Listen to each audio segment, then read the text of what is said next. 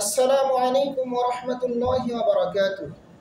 সম্মানিত দিনী ভাই ও বোন, সূরাতুন নাহলের ৯০ নম্বর আয়াতে মহান আল্লাহ তাআলা মানব জাতিকে ৩টি আদেশ ও ৩টি নিষেধ প্রদান করেন, যেখানে তিনি বলেন, ইন্নাল্লাহা ইয়া'মুরু বিল আদলি ওয়াল ইহসানি ওয়া ইতাই যিল কুরবা।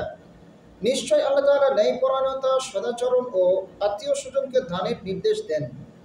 ওয়া ইয়ানহা আনিল ফাহশাই ওয়াল মুনকারি ওয়াল বাগি, এবং তিনি নিষেধ করেন অশ্লীলতা, অসৎ কাজ ও সীমালঙ্ঘন করতে। ইয়াইদুকুম লাআল্লাকুম তাযাক্কারুন, তিনি তোমাদেরকে উপদেশ দান করেন যাতে তোমরা শিক্ষা গ্রহণ করো। অত্র আয়াতের ৩টি আদেশ হলো আল আদল, ন্যায়পরায়ণতা। আপনি আল্লাহর সাথে হবেন ন্যায়পরায়ণ, তার সাথে কাউকে শরিক করবেন না, শিরক করবেন না। রাসূলের সাথে হবেন ন্যায়পরায়ণ, ইবাদতে কোনো প্রকার বিদআত করবেন না।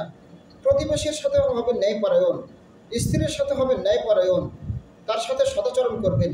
সন্তানদের প্রতি হবেন ন্যায়পরায়ণ, তাদের মাঝে সমতা বিধান রাখবেন।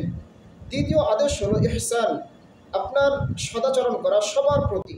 তৃতীয়ত হলো আত্মীয় স্বজনকে দান করা, অর্থ, সময়, শ্রম, মেধা দিয়ে সহযোগিতা করা। ৩টি নিষেধ হলো আপনি অশ্লীল হবেন না, দ্বিতীয়ত অসৎ কাজ করবেন না, তৃতীয়ত সীমালঙ্ঘন করবেন না। দিনের মধ্যে বাড়াবাড়ি এবং ছাড়াছাড়ির কোনো স্থান নেই, আছে মধ্যম পন্থা। আসুন আমরা অত্র আয়াতের প্রতি আমল করি।